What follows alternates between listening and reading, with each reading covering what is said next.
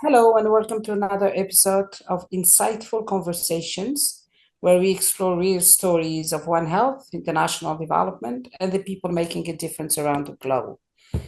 I'm Noubia Gribi-Hussain, agriculture economist and founder and CEO of We Empower, a US-based NGO. Today, I'm joined by Dr. Mushtaq Memon, a professor emeritus for Washington State University and vice president for Livestock at We Empower. He has spent many years working with communities and livestock farmers around the world. Welcome, Mushtaq. Thank you, Nubia. It's always a pleasure to share these experiences. Today, I'm especially glad we will be talking about Nepal, a country that holds a special place in my heart. I made several visits there. My first visit in 2002 to provide grassroots training for livestock farmers, and later in 2002 and 2003 as a Fulbright specialist to strengthen reproduction education. But today, I will be focusing on grassroots training I conducted with the dairy farmers. That sounds fascinating, Mushtaq. So tell us more about the grassroots training program for farmers that you talked about. Of course, my first visit was through USAID's Farmers to Farmer program, coordinated by Windrock International, a US-based NGO. The assignment came from the Janaki Milk Cooperative in the Chitwan District, which is known as the breadbasket of Nepal.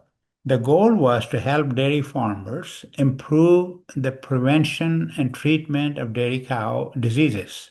To make the training practical, I reached out to several veterinary supply and pharmaceutical companies for donation of equipment and materials.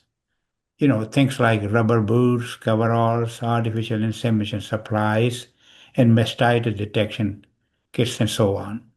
Well, by the time I departed, I had an entire suitcase full of supplies to take them with me. Did you disturb all those supplies directly to the farmers? Well, actually, no. Through my interpreter, Subhash Singh, I learned that Janaki Cooperative was a well-organized group. So instead of distributing the supplies myself, I handed them over to the cooperative presidents for fair distribution among members. At that time, the cooperative had about 420 dairy farmers, including 186 registered members, with each family typically owning three cows or water buffaloes. They sold milk collectively through the cooperative, and each member held shares worth about United States dollars 1.45, $1.45. Remember, this was in 2002. With such small herds, Mushtaq, how much milk were they actually able to produce and sell? Well, that's exactly what I wanted to find out. So I visited the milk collection center and was genuinely impressed. Farmers arrived on bicycles, carrying milk in various size containers, waiting patiently in line. Their milk was carefully measured for both quantity and quality, using tests like pH and specific gravity. It was quite a systematic process. Sounds like a very engaged community. I like that. What kind of training did you provide to the farmers? Well, in the mornings, by the way, the cooperative had already asked for volunteer farmers, so they volunteered their homes. So, believe it or not, I was visiting different homes in the morning and gave PowerPoint presentations on various problems of dairy cow management and diseases, answering their questions, examining animals with health problems. We also had group demonstrations. I taught farmers how to take cows' body temperature, give intramuscular or subcutaneous injections, and perform the California mastitis test, what is called CMT, to detect other infections. That's amazing, Mushtaq. I wish I could have seen how you managed to teach all that to dairy farmers and their reactions. You know, it brings back some memories when we both went to Mali, but the experience and the your work was different. But I wish I was in Cambodia with you. Well, you can see some of those activities. I recommend our listeners watch the short video linked with this presentation, which shows pictures and clips from those training sessions. It really, really captures the spirit of the work. Wonderful, wonderful, Mushtaq. Were there any memorable or surprising experiences during your time there? Yes, in fact, quite a few. So let me share just three that really stood out.